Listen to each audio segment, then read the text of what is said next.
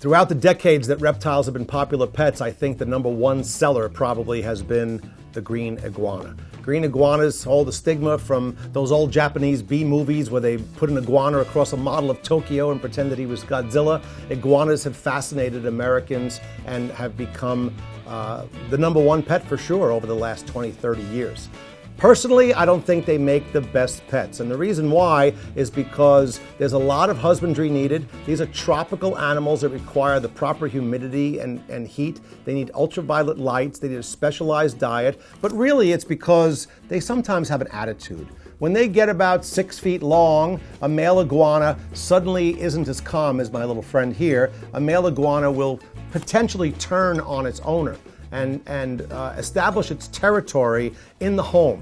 If it's in a fish tank, he's absolutely going to be upset. They really have to be outside in like an 8 foot high room, sitting on a limb, looking down on their owner. And then they're perfectly fine pets. But if you want to keep them in a fish tank and approach them from the top, they sometimes get skittish.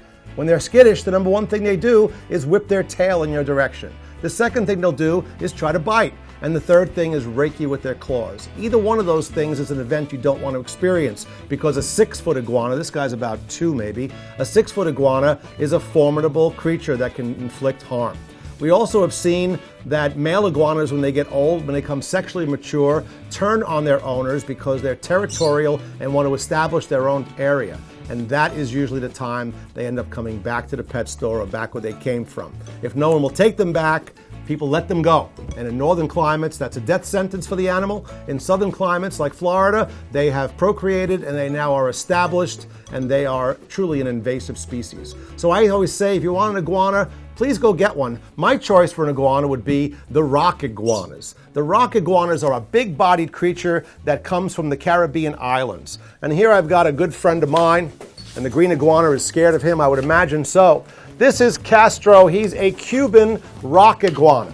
And you see Castro, who is now 15 years old, has a much different temperament than our green iguana friend. A 15-year-old iguana would not be as tolerant to be touched in this nature. Castro is not trying to whip me with his tail. Castro is not trying to run away.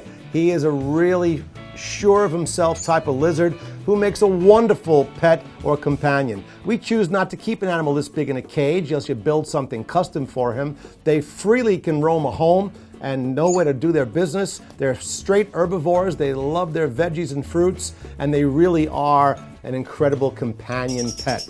We take him to the park and walk him like a dog all the time. So if you're going to go for an iguana, think twice about the green types. There are some desert species that are great, but the rock iguanas truly rock. Here's the Cuban iguana, Castro.